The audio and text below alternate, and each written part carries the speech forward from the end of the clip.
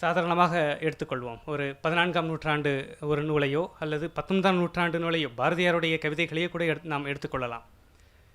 ஒரு படைப்பு வெளியாகிறது என்றால் அது அந்த படைப்பு என்பது ஒரு எழுத்தாளரின் மனநிலை மட்டுமல்ல, அது அந்த சமூகத்தின் வெளிப்பாடு.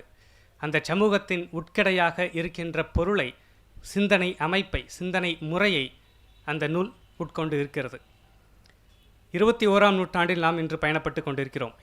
21ஆம் நூற்றாண்டில் நாம் ஒரு நூலை, நாம் பின்னோக்கி இருக்கிற நூலை நாம் இன்று 14ஆம் நூற்றாண்டு நூலையோ அல்லது 2000 ஆண்டுகளுக்கு முன் இருக்கின்ற நூலையோ நாம் இன்று படிக்கிற பொழுது அதை எப்படி புரிந்து கொள்வது என்பதை, அந்த இடைவெளியை யார் நிரப்புகிறார்கள் என்றால் பதிப்பாசிரியர்கள் தான் நிரப்புகிறார்கள்.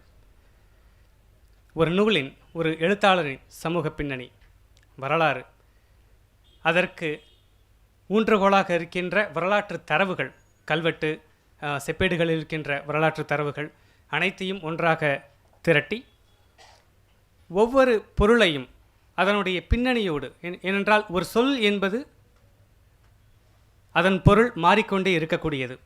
ஒரு குறிப்பிட்ட காலத்தில் இருக்கின்ற சொல் பின்னே மாறும். அப்பொழுது ஒரு குறிப்பிட்ட காலத்தில் எழுதிய ஒரு நூல், ஒரு குறிப்பிட்ட பொருளில் எழுதப்பட்ட நூலை, அதன் உண்மையை தேடி கண்டடையும் பொறுப்பை பதிப்பாசிரியர்கள் ஏற்றுக்கொள்கிறார்கள்.